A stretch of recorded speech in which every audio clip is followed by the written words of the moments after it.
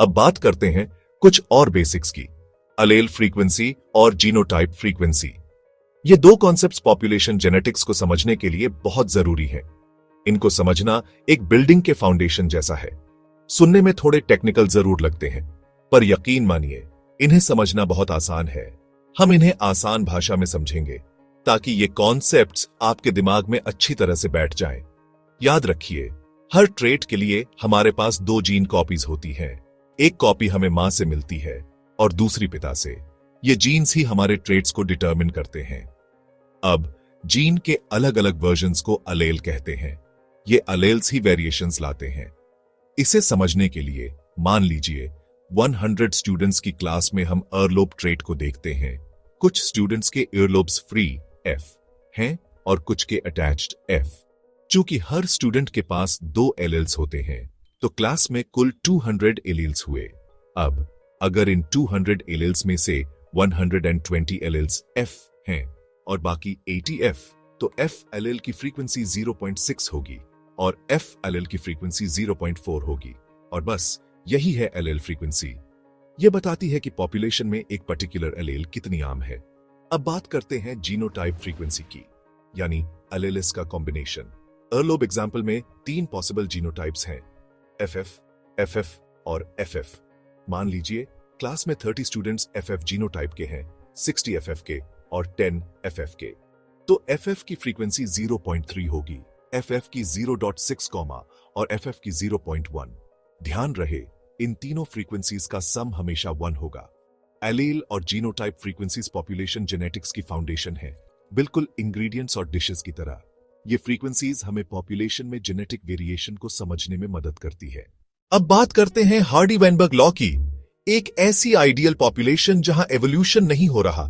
Law कहता है अगर कोई म्यूटेशन नहीं, मेटिंग रैंडम है, जीन फ्लो नहीं, नेचुरल सिलेक्शन नहीं और पॉपुलेशन बहुत बड़ी है, तो एलेल और जीनोटाइप फ्रीक्वेंसीज कांस्टेंट रहेंगी। ये इक्विलिब्रियम की स्टेट है, एक mathematical baseline. Hardy-Weinberg equation P2 + 2PQ + Q2 = sin 1, जहां P और Q एलेल्स की फ्रीक्वेंसीज हैं। असल दुनिया में ये कंडीशंस कभी पूरी नहीं होती। म्यूटेशंस, माइग्रेशन, सिलेक्शन हमेशा चलते रहते हैं। लेकिन ये लॉ हमें कंपैरिजन का स्टैंडर्ड देता है। अगर फ्रीक्वेंसीज बदल रही है तो एवोल्यूशन हो रहा है। इससे हम पता लगा सकते हैं कि कौन सा एवोल्यूशनरी फोर्स काम कर रहा है। रियल वर्ल्ड में एवोल्यूशन होता है और इसकी सबसे फेमस फोर्स है नेचुरल सिलेक्शन। नेचुरल सिलेक्शन का मतलब है जो एनवायरनमेंट में सबसे अच्छा अडेप्ट करे वही सर्वाइव और रिप्रोड्यूस करेगा। जैसे जंगल में तेज भागने वाले हिरण बचते हैं, धीरे धीरे वही ट्रेट कॉमन हो जाता है। दूसरी फोर्स है म्यूटेशन, डीएनए में अचानक बदलाव। म्यूटेशन नया वेरिएशन लाता है जिससे नए एलेल्स बनते हैं।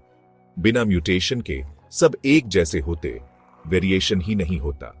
कभी कभी म्यूटेशन फायदेमंद होता है, जैसे बैक्टीरिया में एंटीबायोटिक रेजिस्टेंस। म्यूटेशन वेरिएशन लाता है और नेचुरल सिलेक्शन उस वेरिएशन पर काम करता है। यही एवोल्यूशन की कोर है। अब दो और फोर्सेस, जेनेटिक ड्रिफ्ट और gene flow. Genetic drift change by chance, खासकर छोटी पॉपुलेशंस में। सर्वाइवल यहां लक पर डिपेंड करता है, ना कि फिटनेस पर।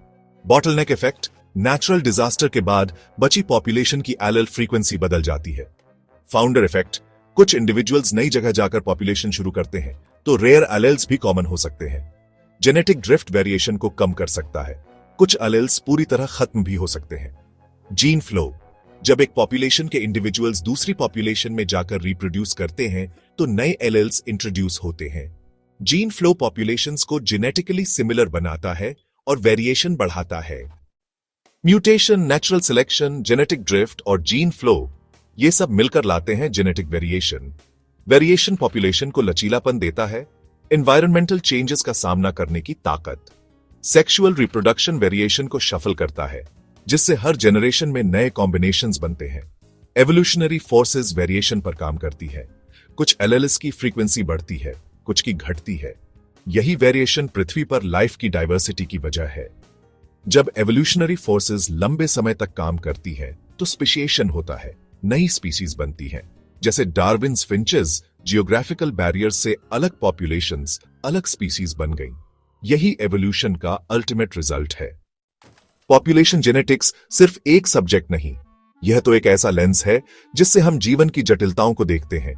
यह लाइफ को देखने का नजरिया है। यह हमें सिखाता है कि हर जीव, हर प्रजाति एक दूसरे से कैसे जुड़ी हुई है। यह समझना जरूरी है कि लाइफ डायनामिक है, स्थिर नहीं, लगातार बदलती रहती है। एवोल्यूशन एक सतत प्रक्रिया है जो हर पल जारी है। मेडिसिन, एग्रीकल्चर, कंजर्वेशन, हर फील्ड में जेनेटिक डाइवर्सिटी और एवोल्यूशन की समझ फंडामेंटल है। यह सिर्फ थ्योरी नहीं बल्कि प्रैक्टिकल नॉलेज है। डॉक्टर्स को डिजीजेस और रेजिस्टेंस समझने में, यह जानने में कि कौन सी दवा किस मरीज पर असर करेगी। एग्रीकल्चरिस्ट्स को बेटर क्रॉप्स और लाइफ स्टॉक डेवलप करने में, जो बदलते क्लाइमेट में भी थ्राइव कर सकें। कंजर्वेशनिस्ट्स को इंडेंजर्ड स्पीसीज बचाने में, उनके जेनेटिक हेल्थ को मेंटेन रखने में पॉपुलेशन जेनेटिक्स मदद करता है। यह हमें बेहतर भविष्य बनाने के लिए टूल्स देता है। यह क्रिटिकल थिंकिंग सिखाता है, क्वेश्चंस पूछना, डेटा एनालाइज करना और एविडेंस के आधार पर निष्कर्ष निकालना। डाइवर्सिटी की इंपॉर्टेंस समझाता है।